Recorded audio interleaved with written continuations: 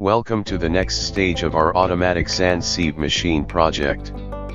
To ensure smooth, precise motion between the screening stages, we need to finalize the custom guide assembly. If you find this tutorial helpful, please hit that like button and subscribe for more industrial CAD projects.